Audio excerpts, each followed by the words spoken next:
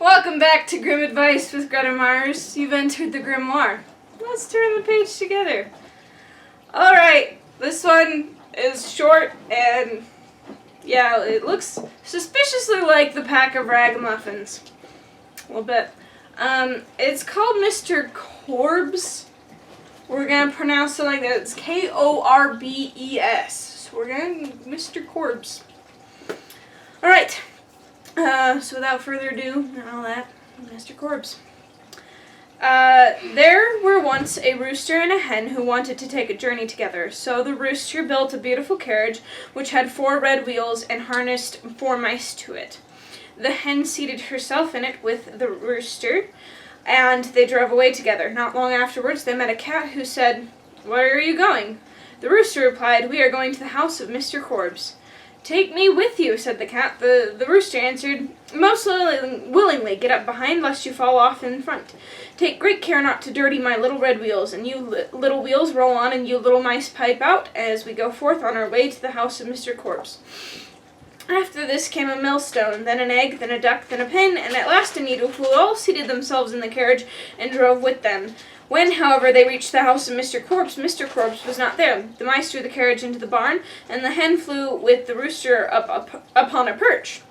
The cat sat down by the hearth, and the duck on the sink. The egg rolled itself into a towel, the pin stuck itself into a chair cushion, and the needle jumped onto the bed in the middle of the pillow, and the millstone laid itself over the door. Then Mr. Korbes came home, went to the hearth, was about to light the fire, when the cat threw a quantity of ashes in his face.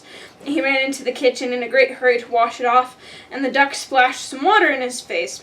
He wanted to dry it with the towel, but the egg rolled up against him, broke, and glued up his eyes, and he wanted to rest, sat down in the chair, and then the pin pricked him. He fell in a passion, threw himself on his bed, but as soon as he laid his head on the pillow, the needle pricked him, and so that he screamed aloud and was just going to run out into the wide world in his rage, but when he came to the door, the millstone leapt down and struck him dead.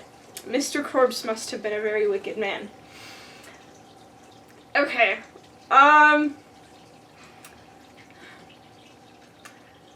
just because somebody, just because someone has something really unfortunate happen to them doesn't mean they're a bad person. It doesn't. It really doesn't. That's all there can be said on that. Just, bad luck does not equal bad person. Someone doing something bad to you does not mean you deserved it. There's no more. It's as simple as that. To end on a bit of a different tone.